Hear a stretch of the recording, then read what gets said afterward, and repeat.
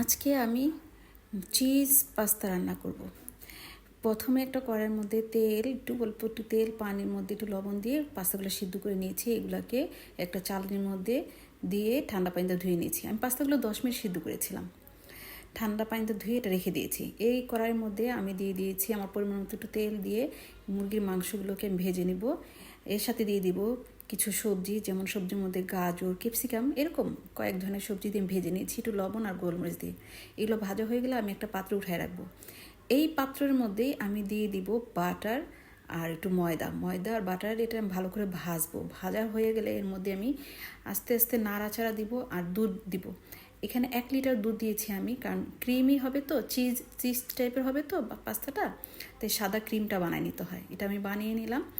এর মধ্যে আমি দিয়ে দেবো আগে থেকে ভেজে রাখছিলাম সবজিগুলো, সেই সবজিগুলো দিয়ে এটাকে একটু নাড়াচাড়া করে নেব। এর মধ্যে দিয়ে দিব আমি পাস্তাগুলো দিয়ে এই যে আমি দিয়ে দিচ্ছি পাস্তাগুলোকে ভালো করে দিয়ে নাড়াচাড়া করে এর মধ্যে প্রায় 7-8টা আমি স্লাইস চিজ ছিল আমার ঘরে, ওই চিজগুলো দিয়ে দিব ভেঙে দিয়ে এটাকে ভালো করে নাড়াচাড়া করে রান্না করে নেব যেন চিজটা গলে যাওয়ার পরে 1 চামচ চিনি আর গোলমরিচের গুঁড়া দিয়ে এই পাস্তাটাকে আমি গরম গরম পরিবেশন করব। পাস্তা গরম গরম খেতে খুবই মজা।